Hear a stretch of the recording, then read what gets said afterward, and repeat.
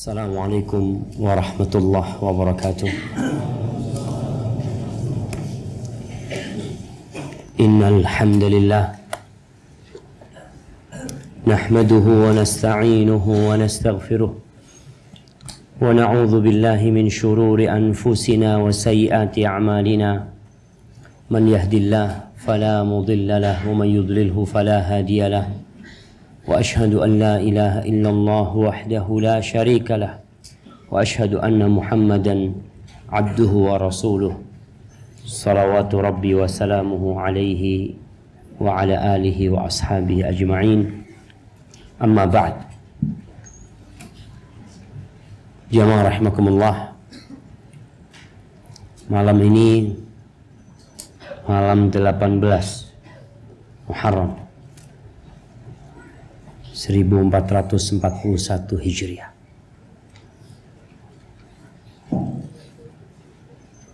Kalau kita melihat, merenungkan betapa cepatnya hari-hari berlalu. Di awal tahun ini, apa sih kebaikan yang sudah kita lakukan? Ana ingin mengingatkan diri ana sendiri dan antum semua bahwa orang yang paling dicintain Allah, orang yang paling baik, kata Nabi alaihi salatu wassalam, adalah anfa'uhum linnas, orang yang paling bermanfaat buat orang lain. Apakah kita sudah memberikan manfaat kepada orang lain? Keberadaan kita di rumah, di masyarakat kita, di kelas, di kamar, di tempat kerja kita, apakah sudah memberikan dampak positif kepada orang lain? Kebanyakan kita itu bukan memberikan manfaat kepada orang lain, tapi cari manfaat dari orang lain. Kebanyakan kita itu memanfaatkan orang lain. Padahal orang yang paling dicintai Allah adalah yang memberikan manfaat buat orang lain. Maka harapan ana, sebelum Muharram ini pergi, kita masuk ke bulan Safar, Rabiul Awal, ya seperti itu berlanjut. Suatu saat langkah kita akan berhenti. Lisan kita takkan mampu berucap apapun. Tatkala ajal itu tiba, paling tidak antum sudah memberikan manfaat buat orang lain. Pertemanan antum, persahabatan antum, hendaknya ada manfaatnya buat teman antum.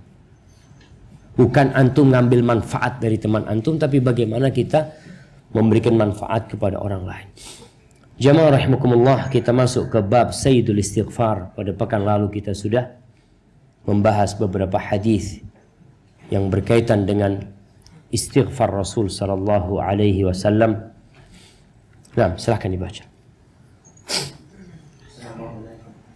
Bismillahirrahmanirrahim. Alhamdulillahirabbil alamin. Allahumma shalli wa sallim ala nabiyyina Muhammad wa ala alihi wa ashabihi ajma'in. Allahumma ighfir lana wa li shaykhina wa li walidayhi wa li mashayikhina محمد بن إسماعيل بن إبراهيم بن المغيرة بن البردسبة البخاري رحمه الله تعالى في الأدب المفرد. باب سيد الاستغفار. قال حدثنا أبو معمر قال حدثنا عبد الوارث قال حدثنا حسين قال حدثنا عبد الله بن بريدة قال حدثني بشير بن كعب العدوي قال حدثني شداد بن أوس عن النبي صلى الله عليه وسلم قال: سيد الاستغفار أن يقول: اللهم أنت ربي لا إله إلا أنت خلقتني وأنا عبدك وأنا على عهدك ووعدك ما استطعت أعوذ بك من شر ما صنعت أبوء لك بنعمتك وأبوء لك بذنبي فاغفر لي فإنه لا يغفر الذنوب إلا أنت. قال: من قالها من النهار موقنا بها فمات من يومه قبل أن يمسي فهو من أهل الجنة ومن قالها من الليل وهو موقن بها فمات قبل أن يصبح فهو من أهل الجنة. قال حدثنا حفص قال حدثنا شعبة عن عمرو بن مرة عن أبي بردة سمعت الأغر رجل من جهينة يحدث عبد الله بن عمر قال سمعت النبي صلى الله عليه وسلم يقول توبوا إلى الله فإني أتوب إليه كل يوم 100 مرة. قال حدثنا أحمد بن يونس قال حدثنا زهير قال حدثنا منصور عن الحكم عن عبد الرحمن بن أبي ليلى عن كعب بن عجرة رضي الله عنه قال معقبات لا يخيب قائلهن سبحان الله والحمد لله ولا إله إلا الله والله أكبر 100 مرة. رفعه ابن أبي أنيسة عن عمرو بن قيس عن ولا وعمر بن قيس عن انت وعمرو بن قيس. طيب barakallahu fikum. Baik.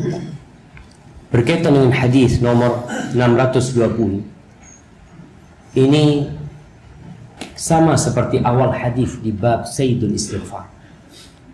Hanya saja ada perbedaan di guru Imam Bukhari dan guru-gurunya Imam Bukhari, dan juga ada perbedaan di lafadznya. Allahumma anta rabbi la ilaha illa anta khalaqtani wa ana abduka wa ana ala ahdika wa'dika mastata'tu a'udzu bika min syarri ma sana'tu abu'u laka bi ni'matika wa abu'u laka bi dhanbi faghfirli fa innahu la yaghfiru dzunuba illa anta. Siapa yang baca doa ini ketika siang hari muqinan biha. Jamaah rahimakumullah, di hadis yang awal tambahan lafaz ini nggak ada, hanya mengatakan idza qala hina yumsi famata dakhala al-jannah. Kalau baca ketika sore hari kemudian mati, dia akan masuk surga.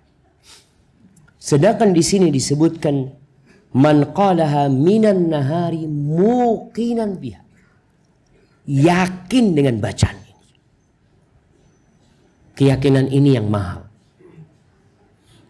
Banyak di antara kita yang membaca ini tanpa memahami artinya. Bagaimana orang yang tidak faham akan yakin? Sedangkan keyakinan itu landasannya adalah ilmu. Maka ketika antum baca ini, agar yakin, tolong dibaca artinya. Lama-kelamaan, ketika antum udah sering ya, umpamanya sekarang ada beberapa buku zikir pagi dan petang, ada artinya. Kalau bisa artinya itu antum taruh di bawah per kalimat. Buku-buku dulu itu, buku kuning itu biasanya ada terjemahannya di bawah per kalimat. Pernah lihat jemaah? Miring biasanya mereka nulisnya seperti itu. Supaya ketika antum baca Allahumma anta rabbi, antum langsung tahu artinya. Bukan setelah baca ini baru baca artinya. Kan ada orang setelah baca bahasa Arabnya baru baca artinya. Tapi bagaimana antum membaca bahasa Arabnya dan tahu artinya? Maka caranya dengan artinya langsung ada di bawahnya. Allahumma anta rabbi. Antum ketika baca itu, antum udah hafal nih. Sehingga membaca artinya mudah bagi antum. Karena keyakinan ini harus didasarkan dengan ilmu. Al-Imam Bukhari ketika menuliskan bab dalam kitab sahihnya, babun al-ilmu qabla al-qawli wal amal, berilmu sebelum berucap dan beramal. Maka barang siapa yang baca dengan keyakinan, famata min yaumihi qabla an yumsi, kemudian dia mati sebelum petang hari, fahuwa min ahlil jannah, maka dia termasuk dari penghuni surga. Wa man qalaha minal lail wa huwa muqinun biha. Dan sama yang baca di waktu petang dengan keyakinan. Wallahi jamaah, keyakinan ini yang membuat semua jadi indah. ketika seorang yakin bahwa rizki Allah yang menanggung, antum gak akan galau dalam kehidupan.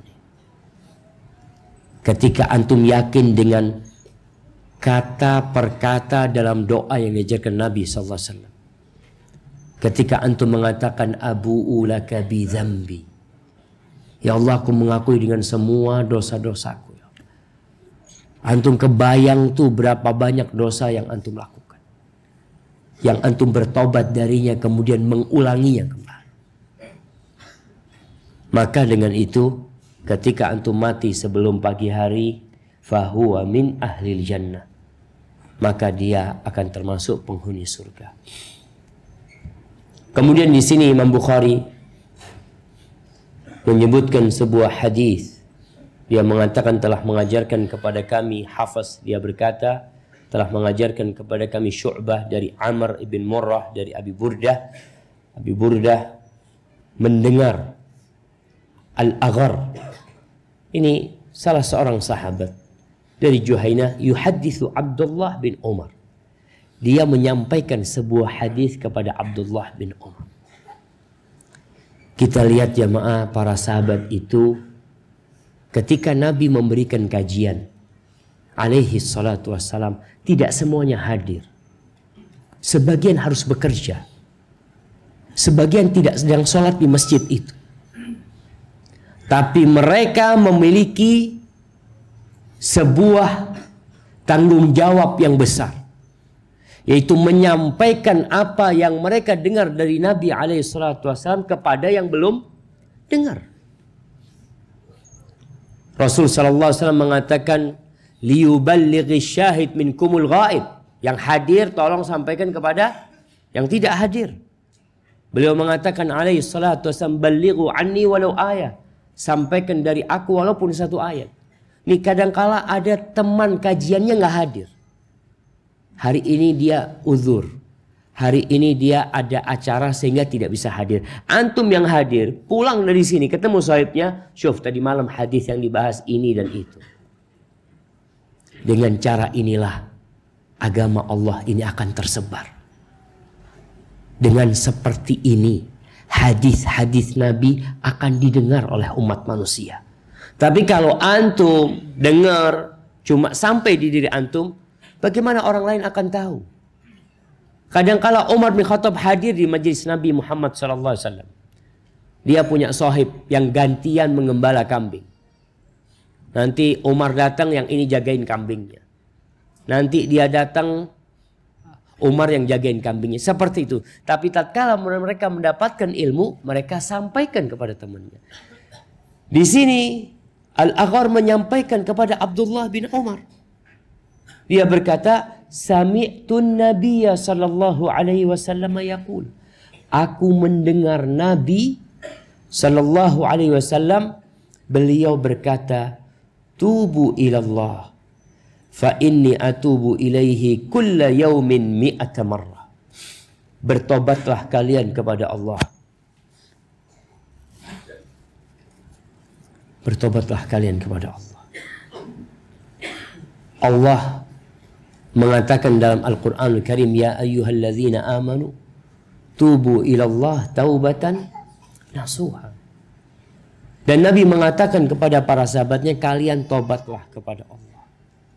Ini sahabat Nabi yang mereka melihat wahyu itu turun kepada Nabi SAW, yang mereka hidup berdampingan dengan Nabi SAW, melihat cahaya di wajah Rasul SAW. Itu diperintahkan untuk tobat. Apalagi orang seperti kita. Lalu Nabi SAW sebagai toladan, beliau mengatakan kepada para sahabatnya, beliau bukan orang yang pandai berkata kemudian tidak mengamalkan perkataan.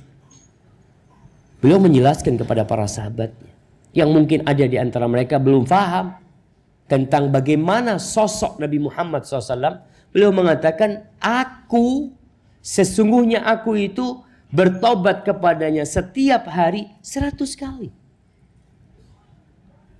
Jemaah, ada orang-orang yang pandai mengolah kata, merangkai mutiara, Ketika dia berceramah memukau, penyampaiannya menggetarkan jiwa.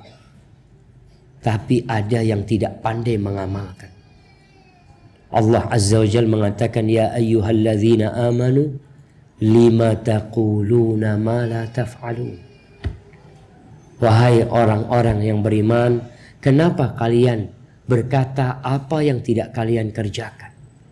Rasulullah SAW mengatakan, aku bertobat, aku nyuruh kalian bertobat, dan aku pun bertobat tiap hari. Kabura maqtan 'indallah an taqulu ma la taf'alun. Sebuah dosa, sebuah murka Allah yang besar ketika kalian mengatakan apa yang tidak kalian kerjakan. Dan Allah menegur Bani Israel ketika Allah mengatakan kepada mereka, atamurunan nasa bil bir wa tansawna anfusakum wa antum tatlunal kitab afala ta'qilun. Kata Allah, gimana kalian menyuruh orang berbuat kebajikan sedangkan kalian lupa sama diri kalian sendiri. Sedangkan kalian juga membaca Taurat, tahu ancaman hukuman buat orang yang hanya berkata tapi tidak mau beramal. Lalu Allah katakan, afala ta'qilun. Apa kalian gak punya akal? Gak mikir kali. Nabi SAW bukan sedang hendak riya dengan amalannya. Bukan. Beliau ingin memberikan contoh kepada para sahabatnya. Aku aja yang nabi, yang dosanya udah diampuni, yang masa lalu dan akan datang, masih bertobat tiap hari. Bagaimana dengan kita? Dan Nabi SAW di kesempatan lain seperti hadis tentang sholat duha, beliau tidak mengatakan aku. Tapi Aisyah radhiyallahu taala anha mendengar dan melihat Nabi berdoa mengatakan, Allahumma ighfirli wa tub alayya innaka antat tawwabur rahim 100 marrah. Aisyah melihat ada pekerjaan itu di rumah, mungkin orang nggak tahu. Maka Aisyah menceritakan. Tapi di kesempatan lain Nabi secara terus terang alaihi salatu wassalam mengajarkan kepada para sahabat, kalau aku tiap hari melakukan tobat. Tobat jemaah. Bukan hanya ucapan astaghfirullah wa atubu ilaih. Bukan hanya ucapan itu. Ucapan ini harus dari hati, memenuhi syarat-syarat tobat kita kepada Allah Azza wa Jalla. Di riwayat lainnya di Imam Muslim, nah, disebutkan bahwa Nabi SAW mengatakan, innahu la yughanu ala qalbi. Innahu la yughanu ala qalbi. Yughan, ghain itu artinya ghaim, awan. Kalau ada awan mentari itu nggak kelihatan. Kalau awannya tipis kadangkala sinar mentari bisa tembus, tapi ada awan. Sebagian ulama ketika berbincang tentang hadis ini, mereka kebanyakan hanya menafsirkan makna ghaib, yaitu sesuatu yang menghalangi. Karena mereka mengatakan, gak mungkin kita bicara tentang Nabi SAW yang kita tidak mengetahui. Apa sih maksudnya hati Nabi SAW itu dihalangin, itu apa maksudnya? Sebagian mengatakan ya udah, Nabi mengatakan itu kita pahami seperti itu. Ada sesuatu yang menutupin hati Nabi SAW. Sebagian ulama mengatakan maksudnya ghain ini adalah kesibukan Nabi dengan hal-hal yang mubah, bukan bicara dosa. Enggak. Nabi SAW terjaga dari itu. Tapi bicara kadang-kala beliau ya bergurau dengan istrinya, ngobrol sama istrinya, makan, ya kegiatan-kegiatan yang mubah, yang terkadang membuat hati tidak seperti ketika iktikaf di masjid, nggak seperti ketika sholat malam. Di sini Rasul Shallallahu Alaihi Wasallam sering memeriksa hatinya. Antum tuh perlu periksa hati antum ini dalam kondisi seperti apa sekarang ini?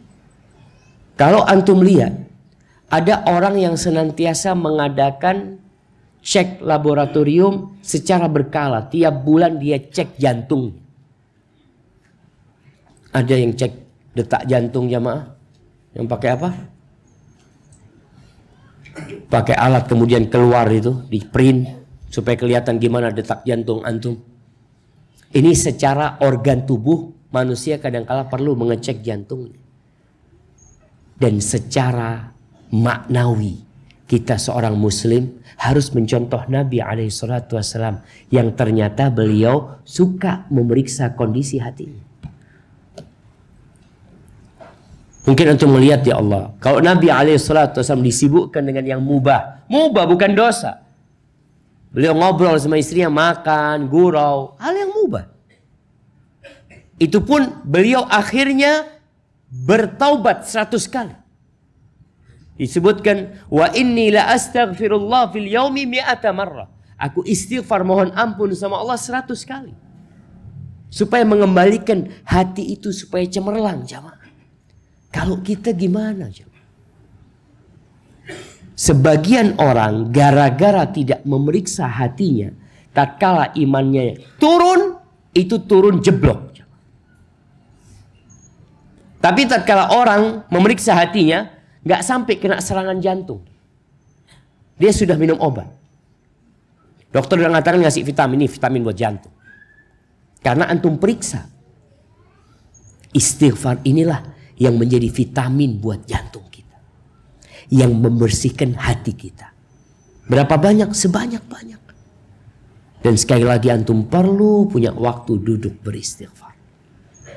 Khususnya buat tulabul ilm. Kapan waktu istighfar? Terserah. Setelah sholat duha. Atau setelah sholat tahajud. Sebelum azan dikumandangkan. Ketika antum menanti fajar terbit. Allah bercerita tentang orang-orang tuh yang sholat malam. Apa sih yang dikerjakan di akhir malam? Allah mengatakan, wabil ashari hum yastaghfirun. Dan di waktu sahur mereka gunakan untuk istighfar. Insya Allah, ya kalaupun ada fitnah, ada godaan, ketika hati antum sehat, mudah-mudahan antum terselamatkan. Kalaupun iman itu turun, tapi tidak langsung membuat antum melakukan hal-hal yang dibenci oleh Allah Jalla Jalaluh. Ingat jamaah, ini Rasulullah SAW. Bagaimana dengan kita? Baik, kemudian Imam Bukhari menyebutkan telah mengajarkan kepada kami Ahmad bin Yunus, ia berkata telah mengajarkan kepada kami Zuhair, dia berkata telah mengajarkan kepada kami Mansur dari Hakam dari Abdurrahman ibn Abi Layla. Subhanallah. Ana membaca sedikit tentang Abdurrahman bin Abi Layla. Dia seorang tabi'in yang mengatakan adraktu ishrina wa mi'ah min ashabi Rasulillah sallallahu alaihi wasallam minal ansar idza su'ila ahaduhum an syai'in wadda anna akhahu kafa. Subhanallah. Ini pesan penting buat para penuntut ilmu. Antum kalau pulang, jangan pulang. Antum mungkin punya grup WhatsApp, mungkin di IG. Biasanya antum pulang jadi mufti. Antum akan ditanya segala hal. Abdurrahman bin Abi Layla menceritakan bagaimana 120 sahabat Nabi dari kalangan Ansor yang dia jumpain, apabila salah seorang di antara mereka ditanya tentang sesuatu, dia berharap ada sohibnya yang bisa menjawabnya, bukan dia yang jawab. Artinya mereka mengatakan, coba tanya sama fulan lah. Coba tanya sama fulan. Jadi ketika antum tidak bisa jawab, katakan la adri. Katakan wallahu a'lam. Ini Abdurrahman ibn Abi Layla menceritakan hal itu. Abdurrahman bin Abi Layla termasuk yang pernah mendampingi Ali bin Abi Thalib radhiyallahu taala anhu. Hadir pada waktu perang Nahrawan. Dia mengatakan sahibtu Aliyan radhiyallahu anhu. Aku menemani Ali bin Abi Thalib radhiyallahu anhu fil hadari was safar. Dalam kondisi muqim, dalam kondisi beliau safar, wa aktsaru ma yatahaddatsuna anhu batil. Dan kebanyakan yang diomongkan orang itu tentang Ali bin Abi Thalib batil. Baik dari lawannya, baik dari orang-orang yang mencintai Ali bin Abi Thalib kemudian melebih-lebihkannya. Dan pernah dia itu ditangkap oleh Hajjaj bin Yusuf. Dia itu dipecut punggungnya. Karena dia termasuk yang bersama Ali bin Abi Thalib. Dikatakan dia pernah ikut salah satu kelompok yang akhirnya menyebabkan dia dipecut. Ketika dia dipecut punggungnya sampai lurus punggungnya itu. Dia bersandar ke anaknya dalam kondisi dia dipecut. Apa yang diinginkan oleh orang-orang ketika mereka memecutnya? Mereka mengatakan il'anil kadzabin. Il'anil kadzabin. Laknatlah para pendusta. Yang dimaksud para pendusta itu oleh orang-orang ini yang sedang menyiksa Abdurrahman bin Abi Layla adalah Ali bin Abi Thalib radhiyallahu taala anhu. Abdullah bin Zubair. Kemudian Al-Mukhtar bin Abi Ubaid. Ketika dipaksa dia untuk melaknat mereka, apa kata Abdurrahman bin Abi Layla? Jadi jamaah, kadang-kala antum ditanya dengan pertanyaan yang jawabannya harus diplomatis. Yang antum selamat. Ketika disuruh maka dia teriak mengatakan la'anallahul kadzabin. Semoga Allah melaknat para pendusta. Lalu dia berkata, Allah, Ali bin Abi Thalib, Abdullah bin Zubair, Al-Mukhtar bin Abi Ubaid. Dia tidak melaknat Ali bin Abi Thalib. Dia mengatakan Allah. Pikirnya dia sedang kesakitan kemudian ngomong Allah, padahal dia ingin memisahkan laknat itu. Bahwasanya Ali bukan pendusta. Bahwasanya Abdullah bin Zubair tidak seperti yang mereka tuduhkan jamaah. Dan biasanya Abdurrahman bin Abi Layla ini kalau habis sholat subuh dia buka mushafnya dan tidak turun dari masjid sampai matahari terbit. Dia menjadi qadhi di masa pemerintahan Khilafah Umayyah. Kemudian berlanjut di Khilafah Abbasiyah. Rahimahullahu ta'ala, dan dia termasuk sahabat yang kalau ngisi, dia termasuk tabi'in, kalau dia sedang ngasih tausiah, sebagian sahabat itu datang menyimak tausiahnya. Rahimahullahu ta'ala. Dia meriwayatkan dari sahabat Nabi Ka'ab bin Ujrah. Ka'ab bin Ujrah mengatakan mu'aqibat la yakhibu qailuhunna. Mu'aqibat artinya sebuah kalimat-kalimat yang datang selanjutnya datang kalimat yang sesudahnya, terus seperti itu. Kalimat yang belakangnya ada kalimat lain yang datang sesudahnya. Ada yang mengatakan mu'aqibat yaitu zikir yang dibaca selepas sholat. Jadi mu'aqib itu yang datang setelah sesuatu. La yakhibu qailuhunna. Yang mengatakannya tidak akan merugi. Apa bacaannya? Adalah subhanallah walhamdulillah wa la ilaha illallah wallahu akbar. Rafa'ahu Ibn Abi Unaisa wa Amr bin Qais. Ini ucapan Ka'ab bin Ujrah, tapi diriwayatkan secara marfu' oleh Ibn Abi Unaisa kepada Nabi alaihi wasallam. Jamaah, bacaan ini adalah di antara bacaan yang dibaca setelah sholat wajib. Setelah sholat wajib, yang terkenal bacaan adalah subhanallah 33 kali, alhamdulillah 33 kali, Allahu Akbar 33 kali, kemudian ditutup dengan la ilaha illallah wahdahu la syarikalah lahul mulku wa lahul hamdu wa huwa ala kulli syai'in qadir, satu kali. Jadi 100. Tapi ada bacaan lain, salah satunya ini. Bagaimana dibaca 100? Sebagian ulama mengatakan ya 100. Subhanallah 100 kali, alhamdulillah 100 kali, La ilaha illallah 100 kali, Allahu Akbar 100 kali. Tapi yang sahih sebenarnya secara menyatu dibaca 100 kali. Artinya subhanallah 25 kali, alhamdulillah 25 kali, la ilaha illallah 25 kali, Allahu Akbar 25 kali. Jadi berapa? 100. Atau antum baca langsung. Subhanallah walhamdulillah wa la ilaha illallah wallahu akbar. Subhanallah walhamdulillah wa la ilaha illallah Allahu akbar. Baca 25 kali. Maka jumlahnya 100. Dan ini jamaah termasuk bacaan yang akan menghapuskan dosa-dosa kita. Yang membaca ini walaupun dosanya sepenuh buih di lautan, insya Allah Allah akan ampuni. Antum perlu merubah-rubah bacaan setelah sholat. Tidak dengan bacaan yang bid'ah, bukan. Nabi SAW membaca seperti ini, sekali-kali antum baca seperti itu. Baca subhanallah, alhamdulillah, wa la ilaha illallah, Allahu akbar.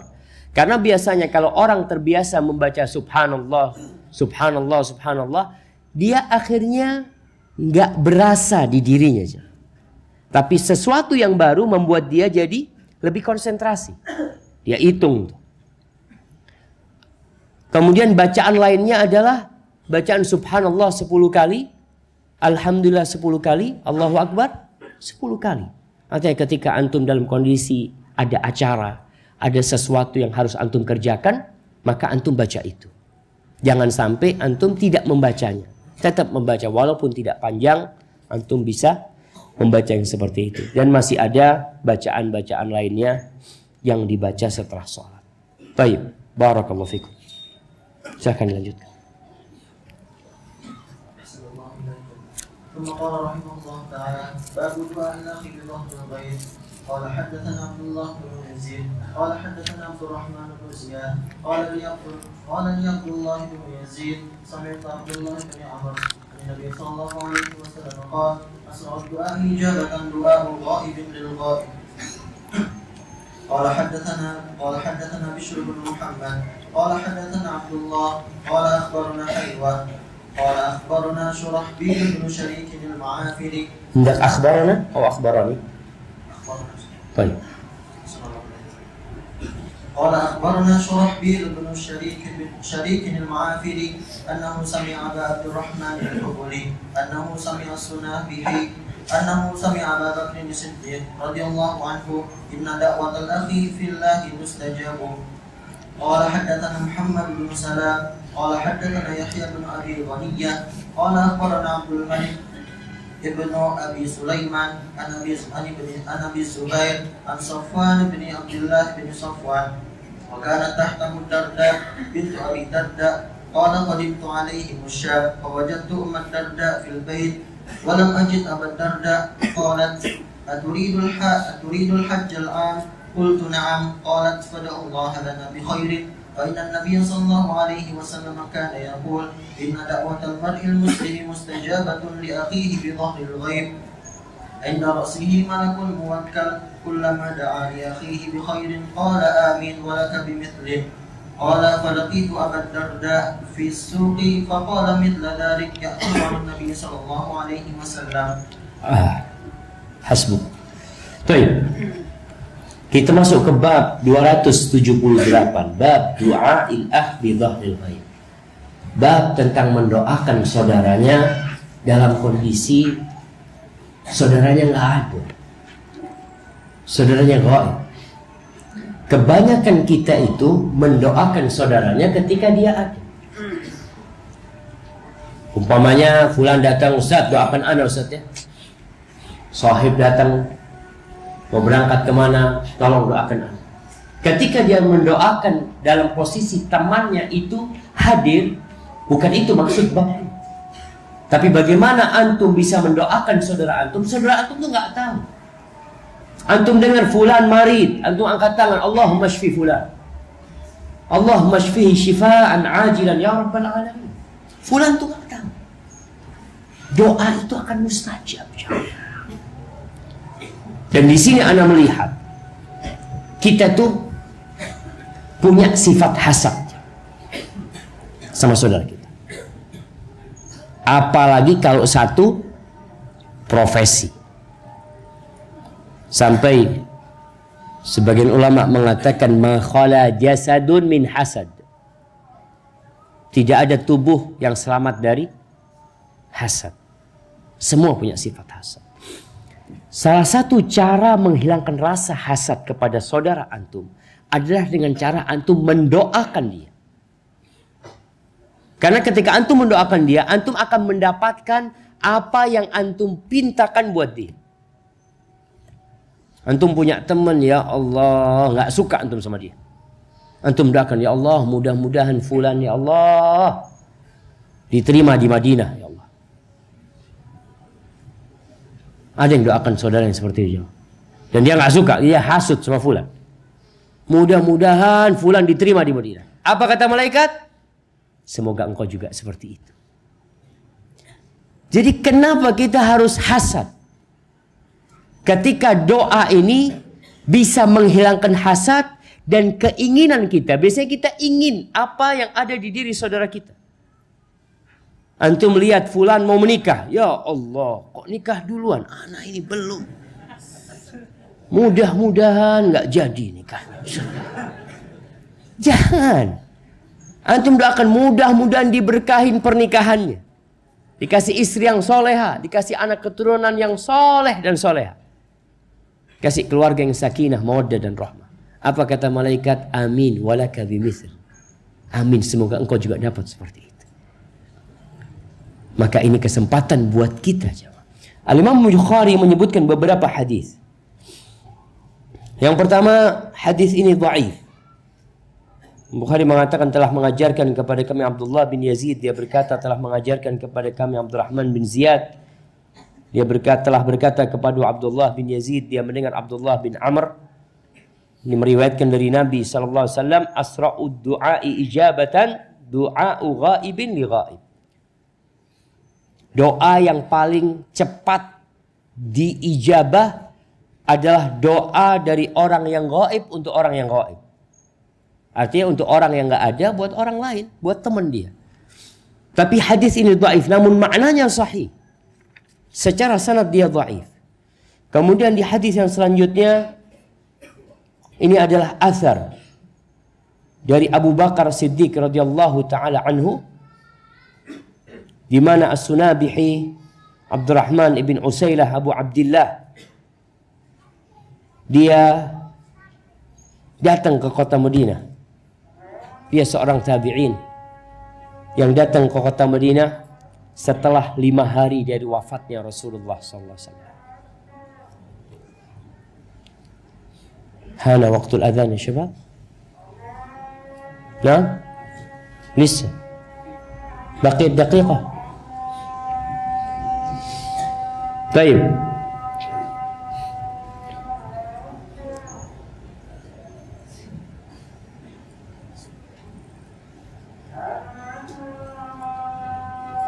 والله أنا أسمع الأذان هذا كرهته. يلا أذني خلاص شباب إذا دخل الوقت نسمع الأذان إن شاء الله.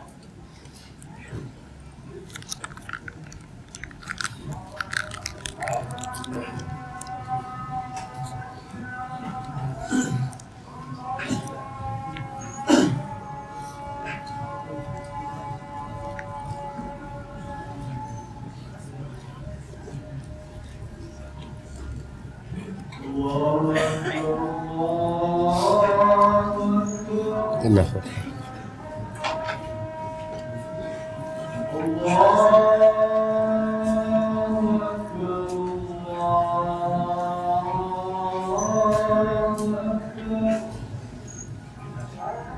الله أكبر الله أكبر.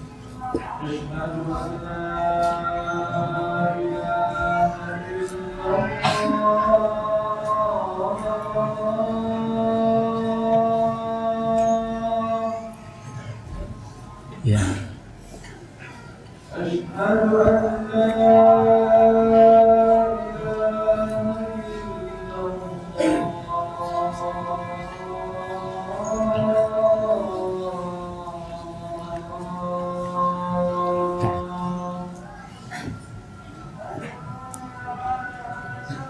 تغير هذا الأمر muraqabatul masjid fi syariah. La la. Raqi.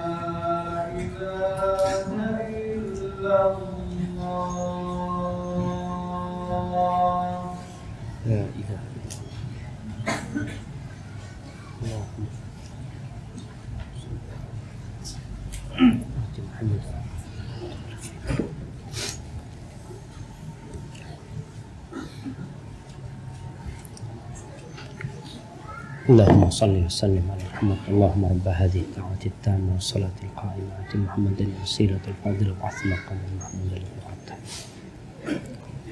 Di sini Abdurrahman ibn Usailah As-Sunabihi, beliau mendengar Abu Bakar Siddiq radhiyallahu taala anhu mengatakan inna da'watal akh fillah mustajab. Doanya seorang saudara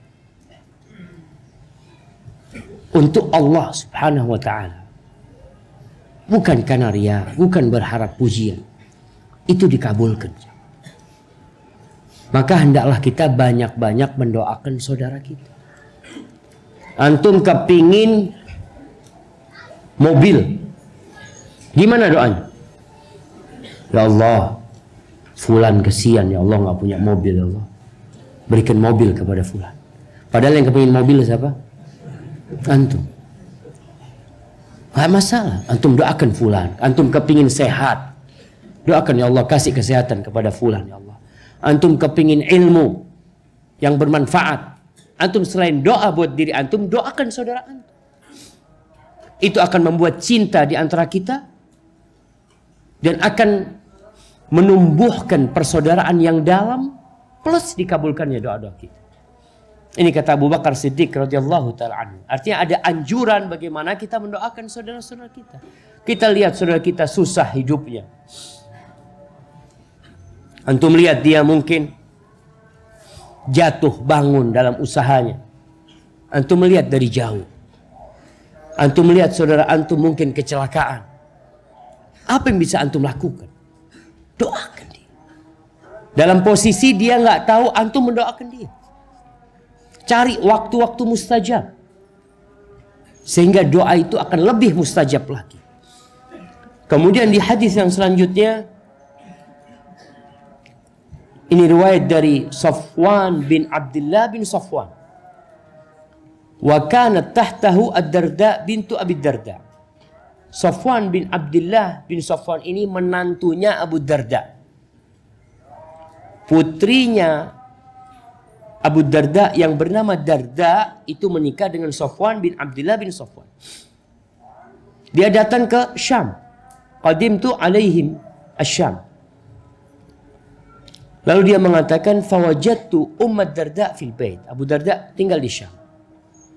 Lalu katanya Safwan, aku datang ke rumah, ternyata yang ada di rumah Ummu Darda. Siapa Ummu Darda? Mertuanya. Tapi wallahu alam, apakah ini Ummu Darda as-sughra? Walam ajid Abu Darda. Kata Safwan, aku nggak berjumpa dengan mertuaku Abu Darda. Qalat aturidul hajj al-am? Masya Allah. Kata Ummu Darda, apakah kamu mau berangkat haji tahun ini? Qultu na'am. Subhanallah. Iya, kata dia. Apa kata Ummu Darda? Fad'ullaha lana bi khair. Nih, Ummu Darda, mertuanya, ataupun kalau dia Ummu Darda al-surga berarti dia istri dari mertuanya. Dia mengatakan, doakan, mohonkan kepada Allah buat kita. Mohonkan kepada Allah kebaikan untuk kita. Jadi jamaah, minta doa kepada orang lain itu nggak apa-apa. Ketika antum diminta doa, antum jangan pelit. Umpamanya ada satu orang datang, Ustaz, doakan ana loh Ustaz. Doa sendiri antum lah. Iya, dia itu doa sendiri, dia minta sendiri. Tapi dia minta doa sama antum boleh. Ini Ummu Darda minta doa sama Safwan yang mau berangkat haji. Sehingga ketika kita tahu ada orang mau berangkat haji, boleh nggak kita datang ke rumahnya mengatakan, Bang, antum kan mau berangkat haji nih. Jangan lupa sebut nama ana ya. Di tempat-tempat mustajab. Ya, insya Allah. Nggak apa-apa. Ketika antum di tempat mustajab itu, antum ingat. Dengan fulan-fulan, antum sebutkan, ya Allah, fulan. Kalau mungkin antum mau catat, nggak apa-apa, antum catat. Sebagian orang kadang-kala, ya Allah, banyak yang minta doa sama ana, kabulkanlah semuanya doa dia. Antum jangan, antum minta sungguh-sungguh gitu loh. Jangan merasa terbebani. Kenapa? Karena apa yang antum pintakan buat saudara antum, malaikat akan mengaminkan buat antum sendiri.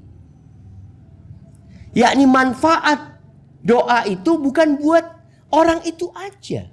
Antum pun dapat. Makanya tadi kita bincangkan di awal kajian, orang yang paling dicintai Allah adalah orang yang paling bermanfaat buat orang lain. Nih sekarang ada orang minta doa, antum kurang apa? Antum mengatakan insya Allah anda doakan. Dan jangan lupa doakan anda juga. Akhirnya sering kita dengar doa bidoa. Ya udah, saling mendoakan. Iya. Ketika dia mengatakan itu. Kata Ummu Darda, fa inna nabiyya sallallahu alaihi wasallam kana yaqul. Kenapa Ummu Darda minta supaya didoakan oleh Safwan ini? Yang pertama, dia mau berangkat haji. Dan di tempat haji itu banyak tempat-tempat mustajab. Maka harapannya doanya dikabulkan. Kemudian dia menyebutkan alasan dia minta doa. Dia mengatakan bahwa Nabi SAW berkata, Inna da'watal mar'il muslim mustajabatun li akhihi bidhahril ghaib. Sesungguhnya doa seorang hamba yang muslim itu dikabulkan untuk saudaranya. Doa muslim untuk saudaranya itu mustajab bidhahril ghaib, dalam kondisi saudaranya tidak mengetahui ketika dia mendoakan. Inda ra'sihi, lalu disebutkan di sisi kepalanya malakun muwakkal, ada malaikat yang diwakilkan khusus. Jadi malaikat Allah tuh banyak. Ada malaikat yang bertugas mengatur hujan. Ada malaikat yang tiap pagi turun berdoa mengatakan Allahumma a'ti munfiqan khalafan wa a'ti mumsikan talafan. Ada tiap pagi malaikat yang turun. Dan ternyata ada malaikat yang memang kerjanya di sisi orang yang sedang mendoakan saudaranya. Tugasnya dia apa? Setiap orang ini mendoakan saudaranya dengan kebaikan, malaikat ini mengatakan amin. Walaka bimithl. Tugas malaikat ini hanya mengaminkan doa antum. Lalu mengatakan engkau juga akan dapat seperti itu. Seperti itu. Maka bersungguh-sungguhlah ketika ada saudara antum yang minta doa. Antum mungkin punya kawan jamaah. Punya kawan yang lama tak jumpa. Lalu antum dengar kawan antum ini sudah nggak lagi datang kajian. Sudah sibuk dengan kerjaannya. Apa yang bisa antum lakukan? Doakan dia. Tanpa dia harus tahu. Tanpa antum harus telepon. Mas, saya sudah doakan antum. Nggak perlu antum ngomong. Karena sejatinya sudah ada malaikat yang mengaminkan doa antum. Dan ada malaikat yang mencatat doa antum. Kiraman katibin. Ya'lamuna ma taf'alun. Walaka bimithil. Qala falaqitu Abu Darda fi suq.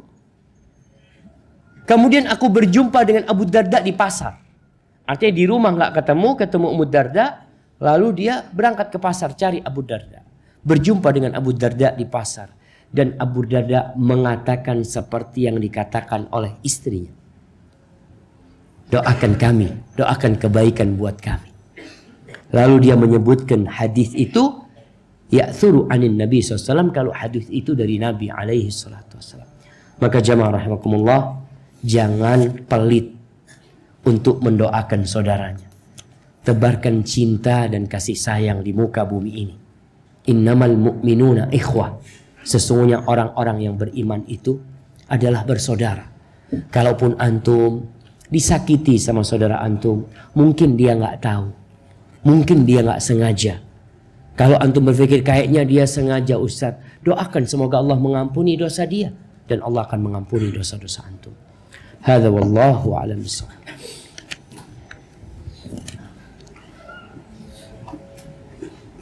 Assalamualaikum. WRWB. Kenapa enggak warahmatullahi wabarakatuh? Afan Ustaz mau bertanya.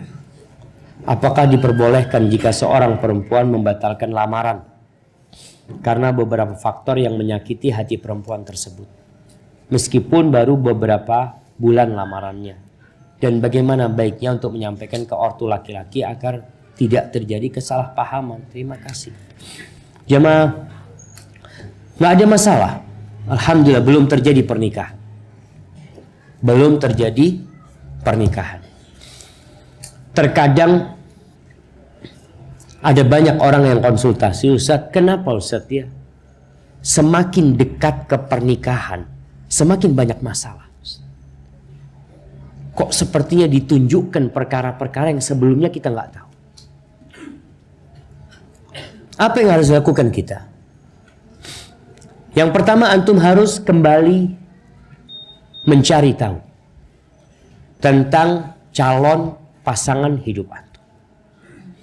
Bisa jadi keraguan-raguan itu jawaban dari istikharah antum.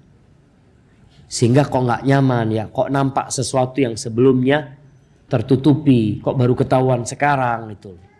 Nggak ada masalah. Antum cari tahu kembali, antum berdoa mohon kepada Allah Subhanahu wa taala. Ketika memang sudah yakin kayaknya nggak pas untuk dilanjutkan, batalkan. Walaupun undangan sudah dibuat. Iya jemaah. Terkadang orang ya apa setiap undangan udah dibuat. Ana baru tahu kalau ternyata dia itu akhlaknya buruk Ustaz. Antum akan lanjutkan. Nggak ada masalah, belum terjadi akad. Yang ada khitbah baru. Sehingga antum tinggal ngomong, bagaimana cara ngomongnya? Sampaikan kepada mereka, mohon maaf yang pertama. Ini bukan karena ada orang ketiga. Kadang-kala kan berpikir dibatalkannya disebabkan ada orang ketiga. Bukan. Tapi karena kok kita sudah berdoa mohon sama Allah, kok belum srek hati kami seperti itu. Dan sampaikan kalau jodoh insya Allah nggak kemana. Mudah-mudahan ya dikasih ganti yang lebih baik dan kami akan saling mendoakan seperti itu. Kalau bicara dia sakit hati, mungkin dia nanti sakit hati. Tapi antum doakan selalu orang tersebut dan semoga dia mendapatkan ganti yang lebih baik dari anti ya. Kalau ini perempuan dari anti, kemudian dia akan mengatakan alhamdulillah anda gak menikah dengan perempuan itu. Ternyata anda dapat yang lebih bagus kata dia. Insyaallah. Ya seperti itu jemaah. Artinya Mohon maaf sama mereka dan sampaikan tadi apa penyebabnya. Ustaz, ana sedang rindu ibu dan ayah di kampung. Bagaimana cara berbakti kepada keduanya sedangkan ana jauh dengan mereka, Ustaz? Iya, ini buat para mahasiswa. Jangan khianati orang tua antum. Antum pegang amanah belajar di kampus ini. Orang tua antum capek kerja cari duit supaya antum bisa sukses.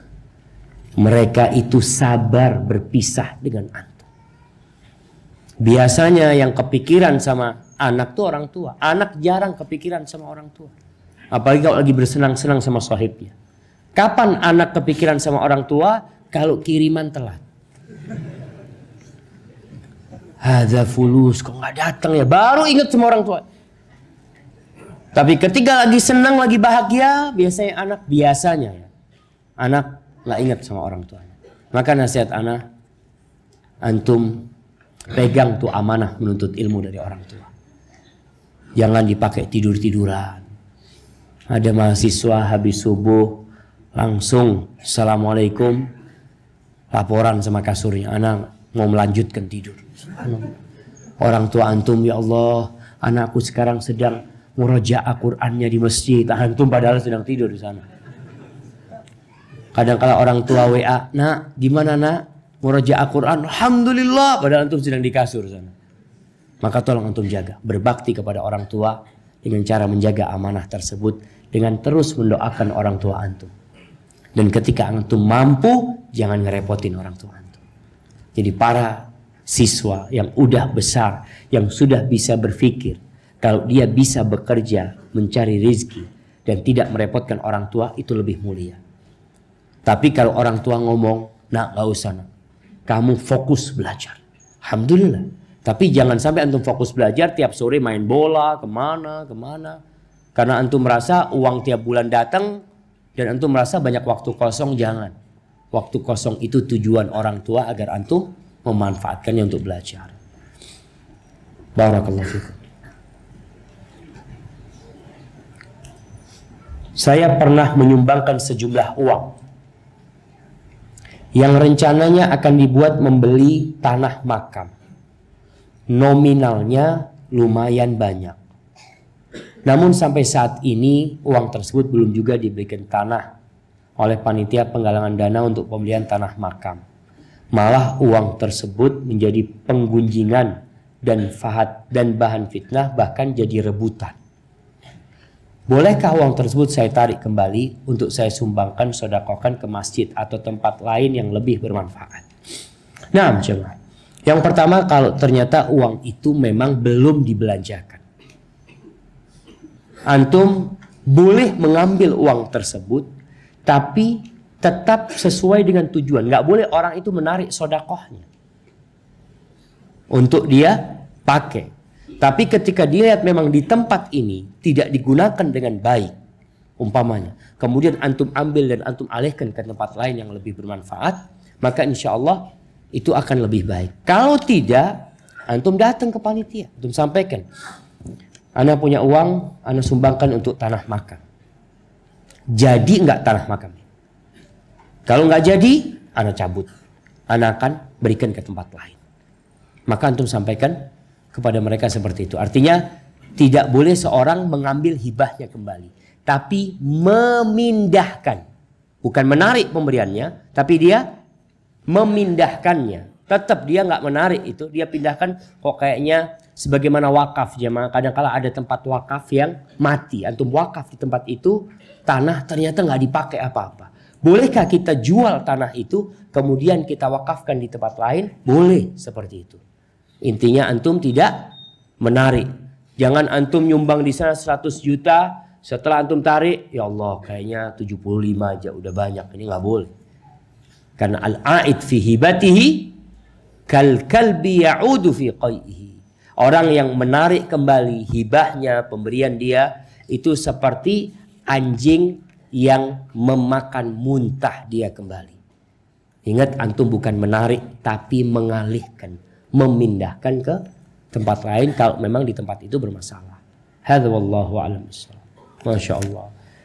Jamaah, ini ada pertanyaan. Bagaimana pendapat Ustadz dengan orang berdakwah di diskotik? Jamaah, kita tahu Nabi SAW mengatakan, man ra'a minkum munkaran falyughayyirhu biyadihi.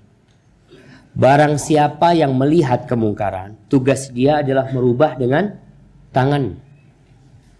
Ketika nggak mampu dengan tangannya, maka dengan lisan. Ketika memang antum mau merubah kemungkaran di diskotik, silahkan rubah kemungkaran.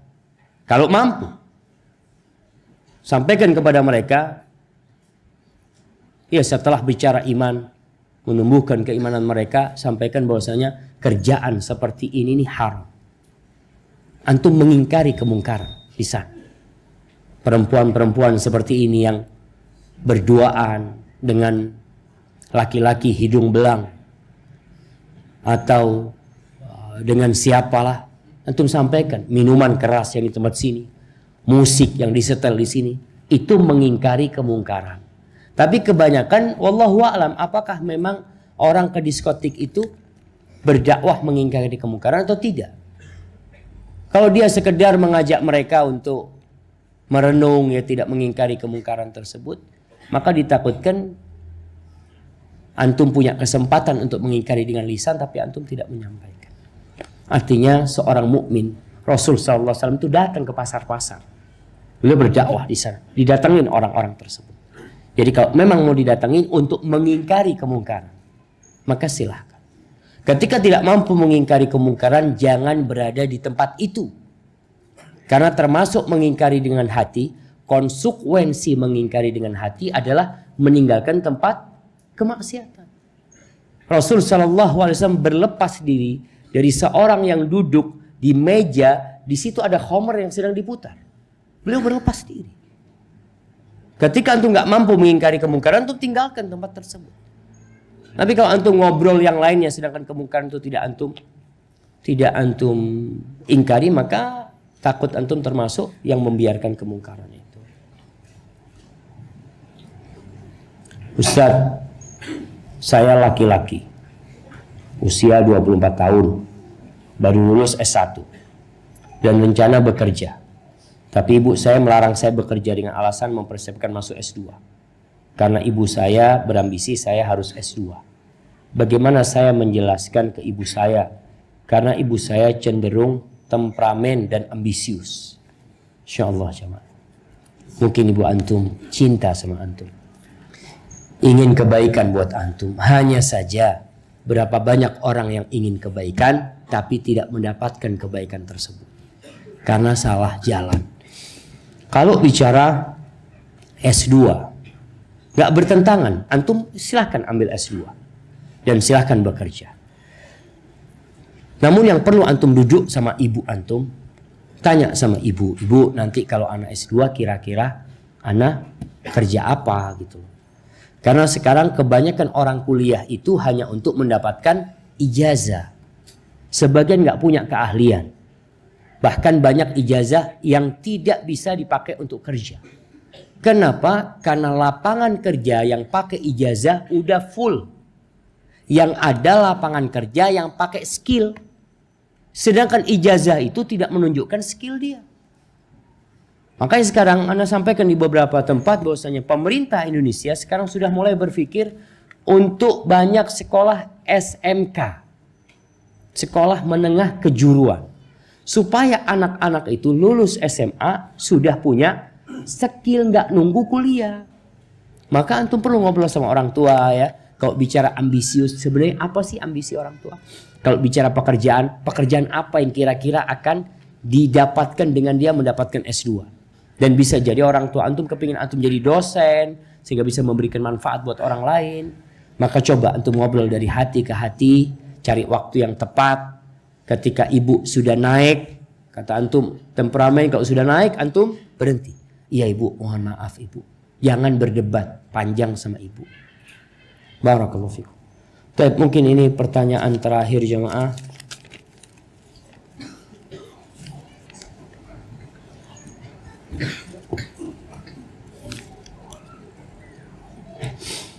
Ustaz, ada wanita yang sudah tidak perawan dari kecil. Iya, artinya mungkin karena jatuh ya. Iya, kadang-kala wanita karena jatuh, naik sepeda, ada hal-hal yang menyebabkan keperawanan dia itu hilang. Tapi dia masih perawan sebenarnya. Bagaimana ketika ta'aruf, apakah harus disampaikan atau setelah nikah? Ketika ta'aruf disampaikan. Supaya tidak terjadi penipuan. Atau bukan penipuan, merasa ditipu. Sebagian itu jamaah. Namun begini jamaah. Kalau antum bukan orang yang perjaka. Kalau antum bukan orang yang perjaka. Mungkin antum punya masa lalu yang kelam. Ketika antum mau menikah. Kadangkala antum takut istri antum gak perawan. Ketakutan antum itu gak fair. Karena antum sendiri tidak perjaka. Ketika dia tanya, antum tanya, umpamanya sama calon istri antum, "Dek, anti perawan enggak?" Terus kata perempuan itu, "Mas, kamu perjaka enggak?" Ada hal-hal. Makanya kalau antum melihat seorang wanita telah bertobat dengan taubatan nasuha, dan antum juga punya masa lalu yang kelam, ketika antum menikah, sudah bismillah. Antum nikahin dia dengan kondisi dia sudah bertobat. Antum pun sudah bertobat. Tapi kalau seperti ini, yang memang dia ya karena jatuh atau karena apa, ya perlu disampaikan. Tapi kalau dia tahu, mamanya anti seorang perempuan mengatakan kepada calon suaminya, mengatakan, "Mas, saya dulu belum ngaji. Saya dulu pernah ya hidup nggak baik lah, Mas." Mamanya dia mengatakan seperti itu.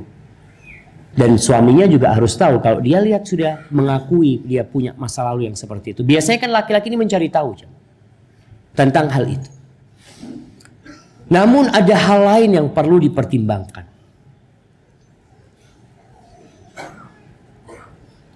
Kalau sudah menikah nantinya, tolong suami istri ini tidak saling menceritakan masa lalu dia. Saya dulu biasa main di sana. Na'udzubillah. Jangan. Artinya sudah tutup masa lalu itu. Ketika ada kepentingan menyebutkan karena takut ada yang merasa ditipu, maka untuk kepentingan itu saja gitu jamaah. Tapi kalau enggak, artinya kalau laki-laki itu juga tidak bertanya dan anti tahu laki-laki ini juga mantan orang nggak baik lah. Dan laki-laki juga tahu perempuan ini mantan orang nggak baik, ya sudah nggak perlu membicarakan hal itu. Karena semoga dengan mereka saling menerima dengan taubat kedua orang ini jamaah. Dan kita tahu orang yang bertobat dari sebuah dosa besar, dari perzinaan pun, kalau taubatannya taubatan nasuha, dia bisa lebih baik dari orang yang tidak berzina. Bisa lebih baik. Maka Ibnu Qayyim ketika menjelaskan ada dosa yang mengantarkan pelakunya ke surga dan ada ketaatan yang mengantarkan pelakunya ke neraka. Ini dosa membuat orang itu terhantuin dengan dosa dia. Selalu menangis, selalu takut, cemas, bertobat kepada Allah. Ini orang yang berbuat ketaatan merasa ujub dengan ketaatannya sehingga gugur amal soleh dia. Hadza wallahu a'lam bishawab. Itu yang bisa saya sampaikan. Apabila benar itu dari Allah Jalla Jalaluh, kalau ada yang salah dan kurang berkenan itu dari diri anak pribadi, Allah dan Rasul yang terbebaskan dari kesalahan itu. Buat para mahasiswa, anak kok dapat amanah, antum harus tanda tangan jemaah. Sallallahu ala nabiyina Muhammad wa ala alihi wasallam. Assalamualaikum warahmatullahi wabarakatuh.